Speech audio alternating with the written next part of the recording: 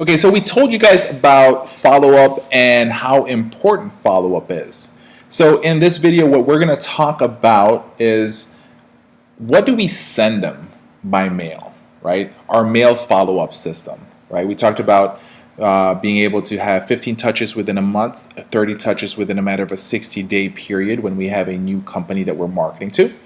And so part of the different touches, part of the follow-up is that we actually mail things to them. So like I said, in the first week, they're going to get my cookie by mail type of send out or follow-up. Okay, so that is one thing that I like to send by mail. It's a nice large cookie. Where do I get it?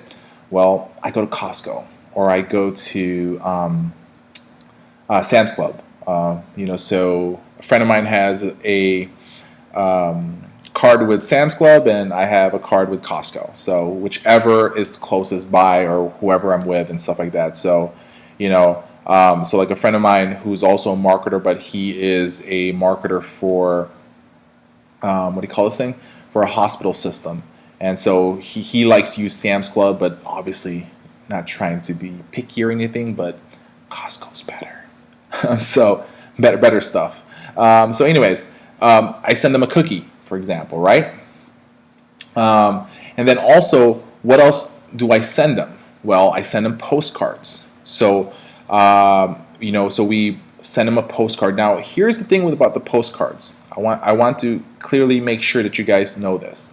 Don't buy postcards that has your logo in it. I don't believe in that. The reason why is whenever somebody gets a postcard, okay, and it has a logo, automatically they're thinking it's a spam mail.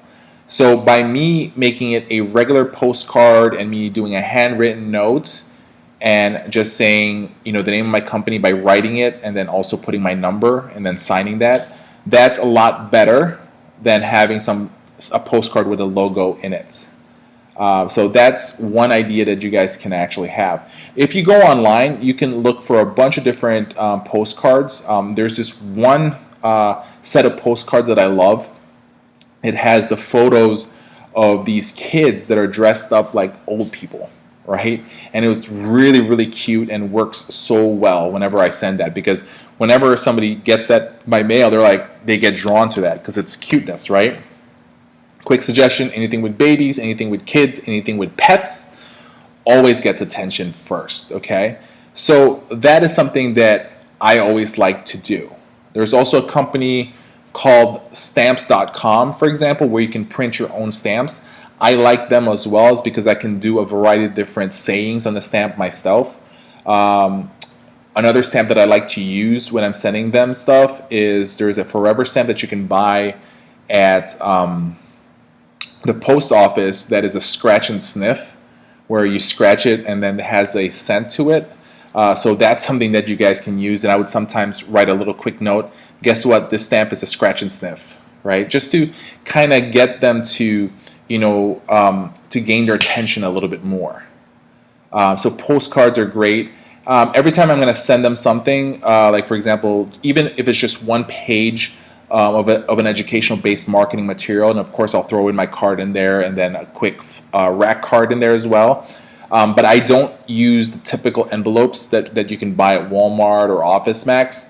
I always like to buy envelopes that have different colors, that is a larger size, and so that it doesn't get kind of hidden with the rest of the different mails that are coming in to a facility. So it stands out right away. I like to use like an orange envelope, not those manila envelope colored ones, those orangey brown things. I'm talking about like a nice bright orange, a nice bright red, anything that can stand out right away that's different. So I try to be, be someone that can actually make sure that whatever I do, it stands out.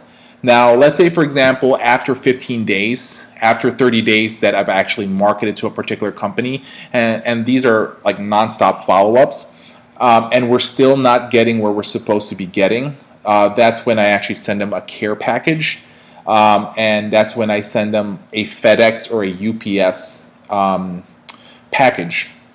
a lot of you guys are saying is that, well, Michael, that's $20, that's $25, that's $30 of something. I want to be able to do that, and the reason for this is it's guaranteed going to go to their desk, and they're not going to miss it. I like to also make sure I visit them. Like I said, we're going to be visiting them a minimum of once a week for the next 60 days. But something that they get by mail is also something fun to do. And I want you guys to kind of look at what is the cost? What is the return on investment that you guys do when you guys are marketing to someplace, right? How much have you spent so far to get a referral source? You as an owner of an agency, as an administrator, as a DON, you guys must be able to quantify the cost of acquiring a new client. And not just a referral or a patient, but the cost it's going to take you to acquire a particular referral source. These are things that you guys must be able to have and understand, right? What's the cost of it? So that you can actually make sense of things. And then, of course, your job is to lower that cost as much as possible. So I look at something being sent by FedEx or UPS is something that is worth the $20 to $25 for that particular service. I'm not spending that money directly on this person. I'm spending it on a service that I'm using. So it's just another idea on how to be able to make yourself stand out. Now, I prefer UPS or FedEx. You can use the USPS, but that's when I'll use one of those ready-made priority boxes that they have. Then you can do that. So like their smallest one, if you're going to send something, I think it's like $7 to be able to ship something. The next size one is like $13. So if you want to look about saving things, then try that if you want to. But you guys have to understand you must do things differently than the other agencies, right? You need to be able to stand out, okay? Stand out as much as possible. Since we're talking about mailing, I'll include this one quick technique that I actually used a lot. It's called the Getting Your Ducks in a Row program. And so if you guys are aware of what the term getting your ducks in a row, meaning you're trying to make sure that everything is set correctly. So part of the Ducks in a Row program is actually using our agency for their company, for their patients that are being discharged. So what we did one time was we did a Ducks in a Row campaign, and we actually purchased all these different rubber duckies from Amazon. And we had a ninja duck, we had a chef duck, we had a rock star duck, we had a nurse duck. We had this old people duck where it was an old man and an old woman, and that was actually kind of cool. And so what we ended up doing is that we started sending everyone a duck by mail. So every time that we either sent them a duck, or whenever I stopped by, I dropped off a new duck. And there was always going to be some new saying to it. Like the ninja duck says, just like a ninja, I want to be able to sneak in for a quick second to talk to you a little bit more about our company. If it's one of the old people, we'll say something like, we want to be able to take care of the senior citizens that you have. Here is a duck to get started. We just want to be able to get your ducks in a row and take care of them. Then we have the chef duck, hey, just want to be able to get your ducks in a row. Here's a chef duck, and by the way, we baked you a cookie. So there's a variety of different things that we can actually incorporate to the things that we drop off. You need to be able to be unique on your own self. So that was a quick idea. So we actually got a good return in that marketing campaign that we did. And so it's about being able to start a campaign and actually stick through it, okay? And also the best campaigns out there are campaigns where you can measure the results. So that's part of the whole thing, is to be able to measure how much your expenses are, what have you been doing, how fast can you actually get the return in it, how fast did you get a referral, how fast can you get the second referral. All these things must be able to be calculated correctly. So this is the follow-up process when we do mailing. I hope this video helped you out and gave you some or a couple ideas on how to be able to market yourself and do follow-ups.